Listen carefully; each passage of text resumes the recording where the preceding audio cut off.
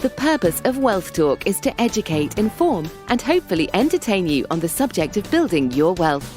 WealthBuilders recommends you should always take independent financial, tax, or legal advice before making any decisions around your finances. Welcome to episode 96 of Wealth Talk. My name's Christian Rodwell, the Membership Director for WealthBuilders, and I'm joined today by our founder, Mr. Kevin Whelan. Hi, Kevin. Hello, Chris. Good to be with you again on episode 96. Here we are, and it's another month, which means another spotlight on one of our members who has been in our 7 Steps to Wealth program. And today we've chosen to focus on Sam White. And Sam is one of our founder members who joined back in May 2019. And I think it's really clear from the beginning when we met Sam, Kevin, that he's a guy who sets pretty high goals for himself and almost always achieves them.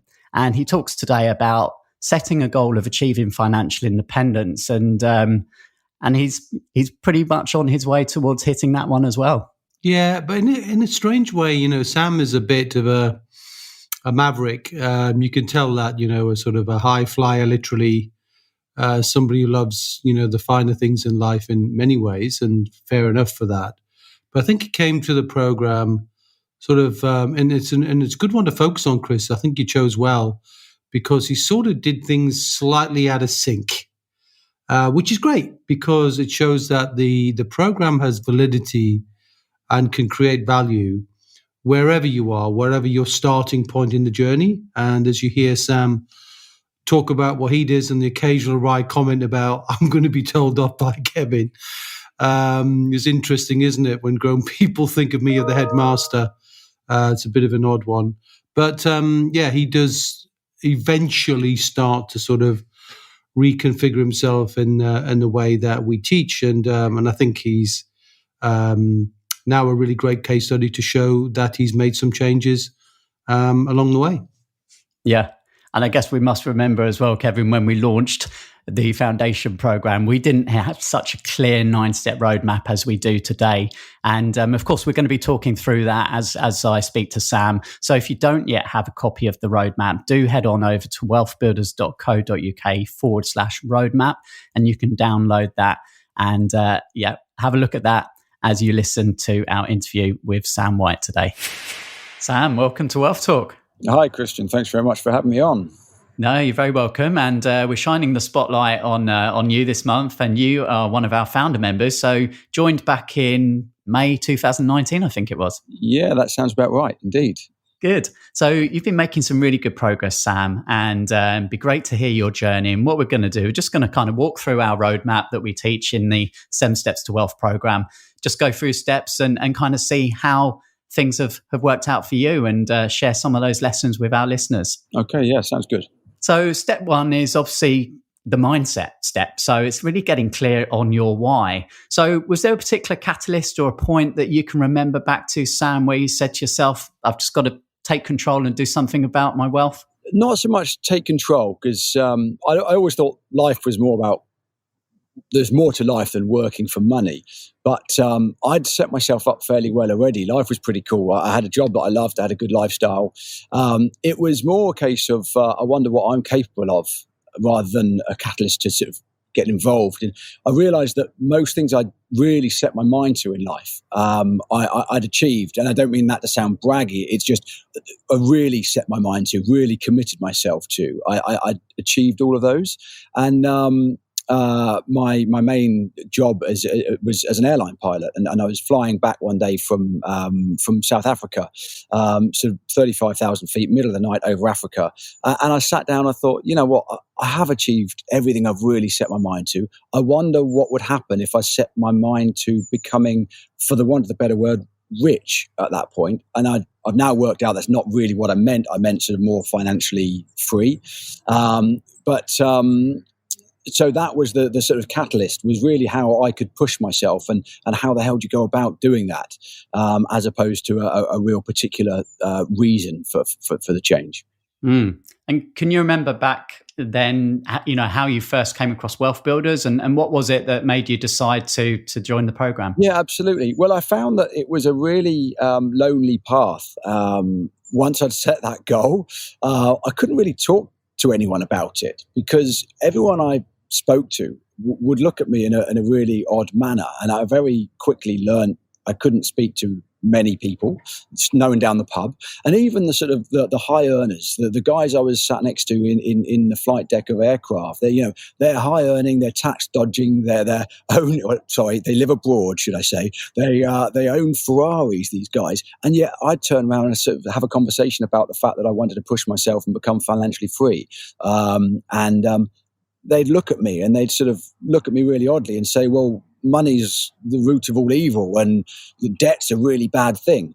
And I couldn't understand why even these guys that have money or that have PAYE money still saw someone striving to become financially free as almost a bad thing. So I wanted to really get with a community that had similar aspirations and similar goals, so I could share my journey with those people and have peers to talk to, and that sort of led me into WealthBuilders. Yeah, great. So it's clear, I think, since we first met you, Sam, that you have a strong mindset, and you said obviously when you set a goal, you often do achieve it. So then the next step is really getting clear on, what is that gap between where you are and where you want to get to. And we call that obviously the wealth gap. And it's all about the 5 levels of wealth. So when you joined, Sam, which level were you at and kind of where are you now? Oh, well, I was quite fortunate. I was financially secure when I came to WealthBuilders. That doesn't mean to say I've had an easy journey before that. But when I actually came to WealthBuilders, I was fairly secure by adjusting my spending accordingly, by driving old cars, etc. I could afford my lifestyle if my job was lost. But since then, my lifestyle has got slightly better, as you can imagine. I really enjoy sailing and racing yachts, so that's quite an expensive hobby to have. So although I started financially secure, I'm still financially secure, so I haven't really jumped up through the levels. My expectations, I suppose, have increased. My final numbers of what I would class as being financially free are probably quite high. But in truth, I haven't moved through the levels as such. But there's personal reasons for that. When I joined WealthBuilders, I was just starting out quite a large commercial to residential development project. So all my money was going into that, and there was never going to be any return until the end. So my thermometer was never going to go up until the end of the project. We're just kind of coming to the end of that. The project's finished. I haven't had my cash back out, but the project is finished. So in a way, I've increased my potential monthly asset income without actually really increasing my asset income. And what I mean by that is when the next run of funding comes through, then I've got the capacity to be able to go out if I wanted to and just buy vanilla buy-to-lets. And that would sort of probably take me into financial freedom where I want to be. Yeah, no, that's great. Okay, so the final step in the foundation phase is step 3, which is about the foundational element, which we call debit. So that's just reviewing and taking stock of the money that's going out of your life and just seeing if you can, look at that and reallocate it. And the other aspect is the roof, Sam, which is about protection of assets. So did you move through that and did you have any observations in that area? Yeah, I'm going to get a phone call from Kevin after this telling me off. In honesty, I came into WealthBuilders again with a fairly good understanding of what I needed. I didn't have the structure that you guys had given me, but I had fairly good understanding. So my debits process had been done. It wasn't called a debits process. It was just called I didn't want loads of baggage in my financial life. So I got rid of a lot of that baggage. And then there's other things, I spend a lot of money on boats and surfboards and skateboards and windsurfing and all the rest of it. And I probably wouldn't change that, even if it was highlighted how much I would do spend on it. So I didn't go through it as diligently as I potentially should have done, but that's potentially a reflection of where I was when I found WealthBuilders, as opposed to the process. It is a great process and it needs doing, but I think I was kind of already there when I joined. Yeah. Okay, so the foundation is in place, Sam, and then we move into phase 2. That's all about building knowledge and obviously specifically around the assets that are available to build wealth. So step 4 is assets. So which did you already have some experience with when you joined, and which other pillars have you been able to utilize since? Property. Property had been my pillar long before I referred to it as a pillar. I'd kind of been playing around with property since about 2006. I bought my first place as a 100% buy-to-let mortgage, having just secured my first proper airline job. So I've been in property and had quite a good knowledge of property. In more recent years, but again, before finding WealthBuilders, I already had a SSAS. I'd used it to lend, and I'd also used it for loan backs. So the SSAS area was ticked, but again, to do with property. And then home capacity wise, we're lucky enough to live in the Isle of Wight. It's a beautiful place and we get lots of visitors. So using that, we set up a holiday let on the side of the house. So the home capacity, I guess, was already ticked as well before I sort of came in to WealthBuilders. So that's what I really had experience on. So a few of the different pillars, but all really pointing towards property. And again, JVs that I've done in the past were property related. You mentioned the Isle of Wight. We're actually recording this with video as well. So anyone listening to the podcast on audio, definitely do head to the WealthBuilders website or Facebook group. And you've got the sea in the background, Sam, and it looks idyllic. Yeah, it's one of those things. I'd always wanted to live by the sea. It's me. I'm a lifestyle person. And then we found a derelict house. So again, because of my experience in property, when I saw a derelict house on the waterfront in the Isle of Wight that needed completely gutting the roof off and a complete rebuild, it didn't faze me. And then I added the bonus of it had an area that I could use as a holiday let. So the mortgage would be covered even if I lost my job. So there's the little things like that. So the real knowledge of property helped me to be able to secure my lifelong dream of living right on the waterfront. And if you are looking at the videos, you can see I'm on the decking area over the front of the house at the moment in my front garden with the sea around me. And it's really it's my journey has kind of led me here, and I'm very pleased to be here. Yeah. Well, you mentioned there a key point of wealth building, which is leverage. So you found some ways to obviously look at the space and the land around you and use that to greater effect. So, how important is leverage when it comes to wealth building, Sam? And it's not just financial leverage. You can obviously have intellectual leverage, relationships, and your time as well. Hugely important. Absolutely massively important. I can't stress that enough. Leverage is in different forms, as you absolutely rightly say. And I think leverage, first of all, people think about borrowing banks' money and using that, the sort of financial leverage. But really, the people you've got around you can add so much into your journey and really make your journey a lot easier than it is on your own. Now, I'm my own worst nightmare with this. It's been a constant battle for me. As an airline pilot, I'm used to knowing all the different elements. I know the science behind why the aircraft stays in the air. I know how the engines work. I know what my cabin crew are doing.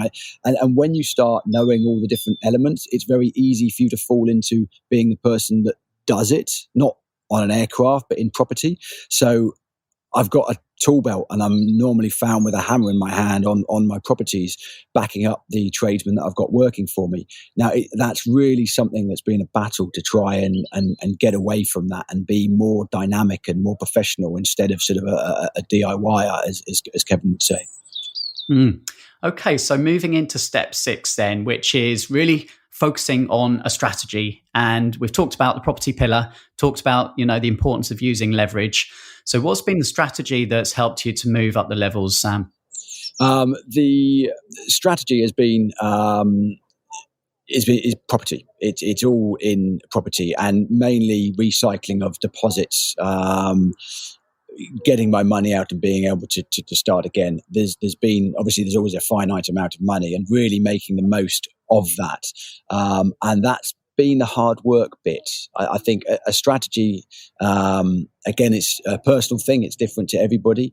But if I spread myself too thin at any point, I don't think I would have been able to accelerate myself through to sort of the next project and rolling on to the one after.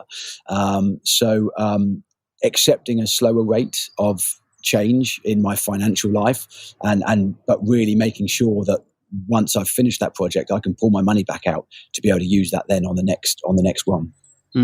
So are we talking kind of buy-to-lets and also some service accommodation? Sorry, absolutely. So buy-to-let has been the main backbone, and then recently moving into more residential or commercial to residential development.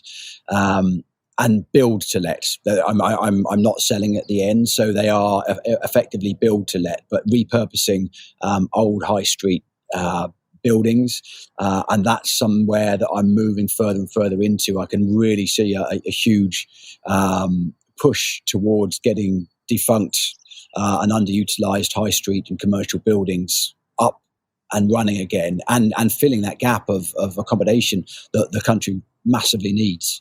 Okay, so we talked about the importance of getting the foundation in place right at the beginning, getting the right mindset, really clear on, what the gap is, and then getting all of the protection in place as well. We've just talked about understanding the 7 different ways to build wealth, the use of leverage, and then choosing a strategy. So now we move into phase 3 of our roadmap. And phase 3 is really about taking action. It's building assets, it's the implementation. And step 7 is focus. So this is where we really talk about the importance of following the wheel of wealth within the program, Sam. And that wheel has got five stages. It's firstly education, then good support, the right connections, doing your due diligence, and then taking guided action. And our wealth coaches are there every month to help you stay laser focused and to turn that wheel. So what benefits, Sam, have you gained from following that process and having that monthly accountability? Well, starting at the beginning of the educational phase, some of the links that you guys have got and the links, the connections to people, being able to have people suggesting other courses, etc., other ways of bettering your education has been massively helpful to me. It's led me on to another a lot of educational courses that I've completed, and then at the end of the wheel, so to speak, your accountability and having a coach. Well, the Wealth Buddy groups. I've got a great buddy group. We really push each other forward. I don't think anybody has ever mentioned the word accountability in the buddy group. However, there's never been a need to. You talk to these guys; they're really dynamic. They're all on it. And you don't want to be the one left behind. So, there is that accountability without even the need to spelling out accountability. It's been a really useful process, that. And having the wealth coach as well, I found it quite a lonely journey, the building wealth. And that's what I've always been striving for, is just someone as a sounding board to be able to bounce ideas off. And I think it's immensely powerful to have that person and have that meeting once a month to be able to talk through anything that's bothering you and just have a different take on it. A considered answer without any gain from them. They're not leading you in any particular direction. And I think that's been massively important. Yeah. And we were actually on the Q&A session, weren't we, last night with the other members, Sam, and you were sharing on there. And it's just so good to hear what everyone is up to every month and feel like you've got that community and people, supporting one another. And you mentioned it's a lonely journey. And I think a lot of people feel that way. So, yeah, I'm pleased to hear that. As you say last night, Christian, I was meant to be going off that call and going to another call, an educational call that I've been having on another group that's on a Thursday night. And I don't know if you noticed, I left the meeting and went away. And I was watching the other call, and I just thought, you know what, I'm going to go back to WealthBuilders, because it felt a little bit like, chicken soup, so to think. It was really comforting to be back in the Wealth Builders at the end of month call. So I came back online. I don't know if you noticed that I appeared back online I saw. to join the rest of the call. Just 'cause it feels like a really natural place for someone who is after that connectivity and sort of a bit of a backup on your journey. Yeah. Okay, so the wheels are turning. We're cruising now. Step 8 is results, and one of the reasons why we kind of highlighted you, Sam, this month as our member spotlight is because you've had a great start to this year, and we encourage all members to track their progress every 30 days using their wealth chart and completing their monthly progress reports. But you've had a good month. So what did you do, and how much has that bumped up your wealth thermometer? Well, firstly, I remembered to send off my form, clearly, which is amazing in itself. But why did the form stick out? Why I suppose, did I make a difference to my thermometer? A long time coming. The last 2 units, a residential unit and a shop of the development I've just completed, that they rented. So from a monthly income point of view, I think it was a £1,200 a month boost on the thermometer, which is fantastic. Now, on the grand scale of my aspirations, it's the £1,200 a month wasn't a huge chunk for me personally. However, the really nice thing about it, and I think I mentioned this in the call last night, is I actually used the money for something that I've been wanting to do for a long time. So it made a difference to my life. The £1,200 a month asset income.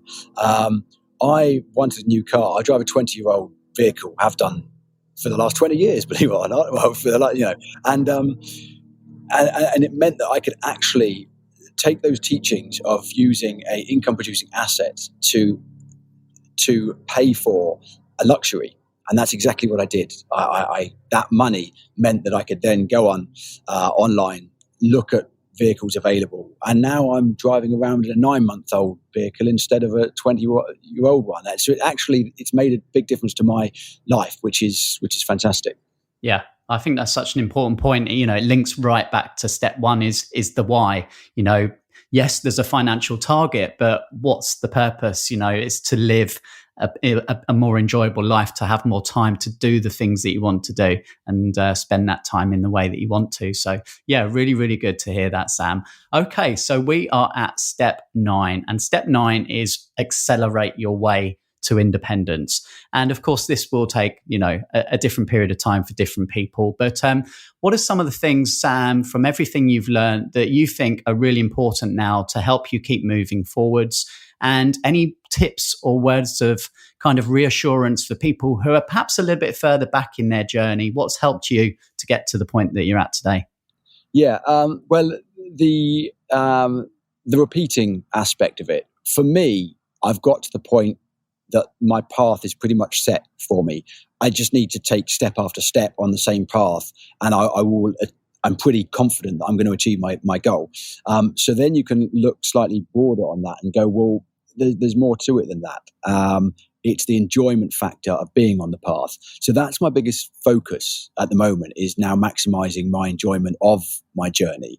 And one area that I think that I can do that is by working with other people and making sure that I can give that hand up to others that might be struggling on their journey or just starting out on their journey.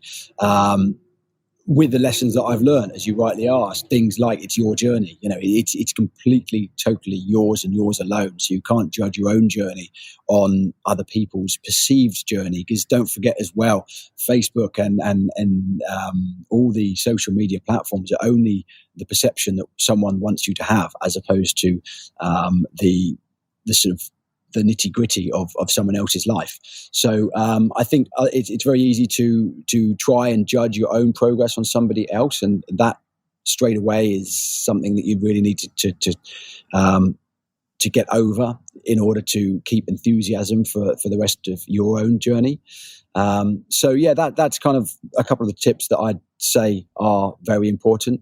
Keeping focused on yourself, your journey. Your numbers are different to anybody else's, and it doesn't matter what anybody else is doing. And the perceived success that you think someone else seems to be having is completely irrelevant. It's your journey, and it's about you. And that's for my own journey, that's where I think I can really add value, and where I want to add value is my path is pretty well set now. After a lot of hard work, it doesn't come easy, but my path is pretty well set. And I want to enjoy that path more. And to enjoy that path more, I think I want to hook up with people and help them enjoy their journeys as well. And what better platform than WealthBuilders to be doing that? Yeah. Well, thank you, Sam. And we really enjoy having you as one of our members. And I've really enjoyed speaking with you today and hearing your journey. So thanks a lot for sharing with us. Yeah, likewise, Christian. Really always nice to talk to you. Thank you. Right. Well, I'm looking forward to debriefing that conversation with you, Kevin. But before we do that, let's head on over to Trustpilot, as we do, and pull out one of our latest reviews. And this one's from Andy Labram, who's one of our members. And he says, the best wealth building guidance out there. The guidance and information shared through WealthBuilders is exceptional. It's delivered in a way that's simple to understand and implement, and it's had a hugely positive impact on me and my family's financial future and security. That's what it says on the tin, Chris. Yeah. Well, Andy's been another exceptional member, and perhaps we should get Andy on to share his story in the coming weeks and months ahead. So let's regain our focus back onto Sam. And as you said at the beginning, Kevin, Sam perhaps had already got some of those foundational elements in place. And so his focus was on the property pillar.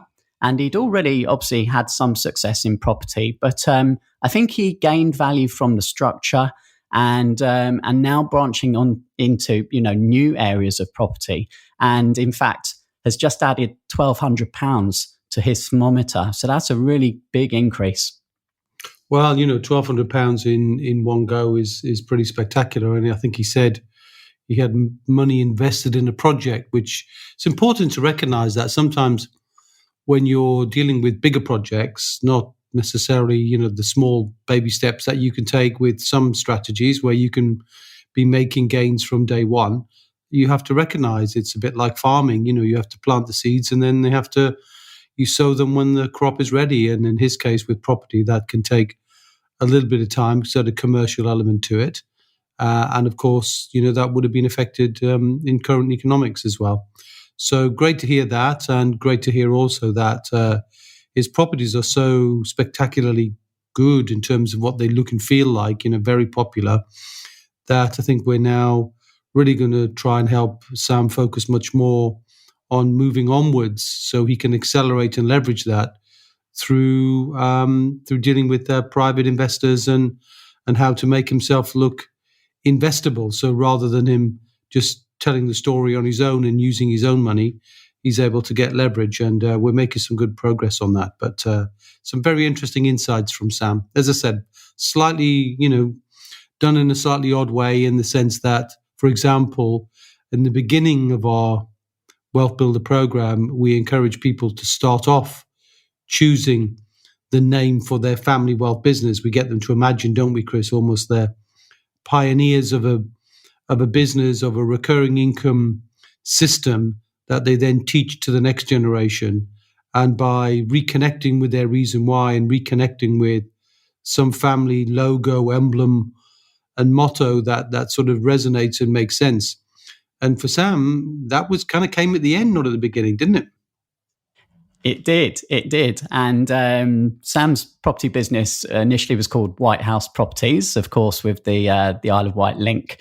But after, a few sessions with you recently, Kevin, you really kind of dug into this area, which we cover back in step one, which is the family wealth business, which is all about the why. It's about the legacy that you're building. And it really got Sam thinking. And he didn't actually mention it in the conversation, but he's rebranded completely to create a family wealth business now, which is Beaufort Harbour, which obviously ties into all the things that are important to him. And he's got a strapline, which is creativity, longevity, and reciprocity. And he told us actually that that's reflective on how he thinks and does business, because he's a dynamo, very creative person, and he builds things to last. So buildings, relationships, and wealth. Really believing in that mutual benefit and that win-win. So it was really, really amazing to see that come together. Yeah, and we spent some time together saying, look, Sam, this is probably going to add some value to this in the future. And so, creating the logo, which you imagine is a spectacular lighthouse. But Beaufort is also, for those who are in the know, a wind term. So it's a term that reflects the measurement of wind speed called the Beaufort scale. So when you bring it all together, his love of the sea, his love of sailing, being a shining light, not just in his own area, but for his family, and then a safe harbor, which is, trying to keep not just himself safe, his family safe, but also in due course, his investors safe.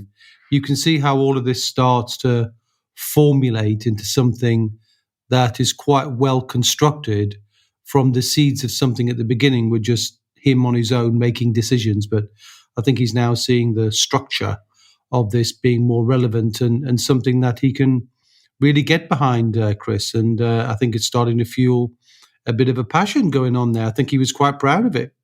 Well, you mentioned fueling the passion. Obviously, Sam's day job is as a pilot.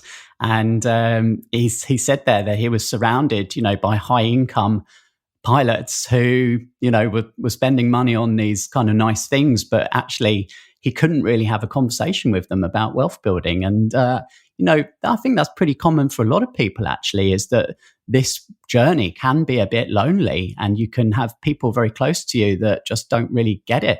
And that's what attracted him to WealthBuilders, was to be as part of a community of like-minded people. And he talks about his buddy group there, and obviously we know who's in his buddy group, and he said a dynamic group of guys.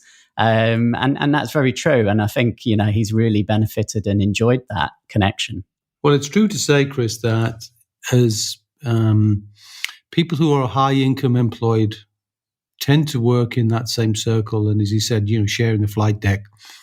And if you have a conversation about high income, it's fine. People get used to the trappings. We know this. This is age-old teaching, isn't it? The more you earn, the more that you're going to spend money on other things. But the confusion is the liabilities versus asset debate. And I think as Sam is focused on wanting to build assets at the price of maybe not having I think he called it a Ferrari. I don't know too many pilots with Ferraris, but hey, maybe they do. And then, the decision to want to focus on that. And for the most part, high income employed people don't. They kind of see the trappings of the high income, but don't realize there's a massive, massive potential downfall when that high income stops. For whatever reason, that high income would stop, be it health, be it a change in economic circumstances of their employer, be it, age. It could be all sorts of different things. And then when you start to measure, well, what do you have to fall back on? What's the recurring income to replace that high income? Often the change in fortune, the change in level of income is so dramatic, it can really devastate the lives of those who are earning very high sums of money, which is why we have a number of London and city-based people in the program now, Chris, including actually, if we think about the testimony from Andy, who was an ex-police officer, making a transition from being in the police force to being, a wealthy individual and building a business around helping police force escape from that kind of rat race as well. So I think there's some great lessons to be said. And one of those is, if you can't see lots of people that you can talk to, who you can share views, go find yourself the community that will do that. And we're proud that, WealthBuilders is the only place we know that deals with wealth holistically here in the UK, and I guess everywhere else. It's difficult. Lots of places where you can talk about trading or property or one individual pillar, but I think it's rare that I don't think I've seen another organization that deals with all 7 assets in one place. Yeah. And one more point, I guess, which is important to mention, Kevin, is the fact about enjoying the journey. Now, this is embedded in our declaration as well. Our values is about enjoying the journey and sharing and helping others. And that's what Sam said. It's your journey. Don't get too caught up on, what other people are doing and saying. Just focus on your journey, one step at a time. And he's now, enjoying that and being able to kind of give back and help those who are perhaps a few steps, further behind. Yeah, and that's a very interesting point he made. I think we see it a little in the program, don't we, to a certain extent, Chris, that sometimes those people who are more dynamic, have got maybe a bit more time, and they create kind of posts and they share and show what they've been doing, and others who perhaps just taking a little bit longer for all sorts of different reasons can sometimes feel like they've got themselves behind, and there's no race here. There's no front, back, middle peloton. There's nothing. It's you have an outcome that you're trying to reach financial independence, and that means something different to you. And how you get there is up to you and your family, and what you do about that is up to you. So Sam's absolutely quite right. There is no race. And what's good to know is, that he's willing to share what he does, and he's invited us to the Isle of Wight, hasn't he? When circumstances allow, to to stay in some of his places up there, which I can't wait for that to happen when we can see people again, Chris. I'm so much looking forward to that. Well, if you could have seen the video, actually, so head over to the Wealth Builders Facebook page or the free membership area, and you can see the video interview with the conversation with Sam. And honestly, he really looked in his element there with the sea glistening in the background. And just before we sign off today, Kevin, we're running a webinar, and it's on the 4th of March. So depending when you're listening to this podcast, you may or may not still have time to register. But it's really just an opportunity for anyone who'd like to see exactly what kind of goes on inside our 7 Steps to Wealth program. You and I will be on there live, and we'll be walking everyone through our 9-step roadmap and our process to help people begin generating recurring income from assets. So you can jump on there, register at wealthbuilders.co.uk/webinar, and it'd be really great to see you there. And, hopefully we can really debunk the challenges, the myths, the self-doubt and the excuses that people make for not really taking the steps to become financially independent. And I would say, look, on average, it takes 3 to 7 years. So if we say 5 years on average, 5 years of a bit of hard work, a bit of effort, a bit of change of thinking, a little bit of investment of your time, energy, and money, but it will change your life forever. 60 months away for most people of being completely independent of the need to work in their jobs or work in their business. And then if they choose to, well, that's just fantastic. It's a matter of all about personal choice. So tune in for that. There's only 2 things to worry about. One is, you can do a risk-free option now, which is don't show up. The other one is show up, because everything we do in Wealth Builders has got a risk-free guarantee anyway. So just show up, be curious, and hopefully you'll see something that stimulates you to either come and work with us or do something on your own terms. Yeah, that'd be really good. So wealthbuilders.co.uk/webinar. And just with the drilling in the background, it's time for us to sign off, I think, Kevin. So I've enjoyed speaking with you. Well done to Sam as well. And we'll be back again, same time, same place next week. Okay, Chris, my friend. Until then, see you. We hope you enjoyed today's episode. Don't forget that we are constantly updating our resources inside the Wealth Builders membership site to help you create, build, and protect your wealth. Head over to wealthbuilders.co.uk/membership right now for free access. That's wealthbuilders.co.uk/membership.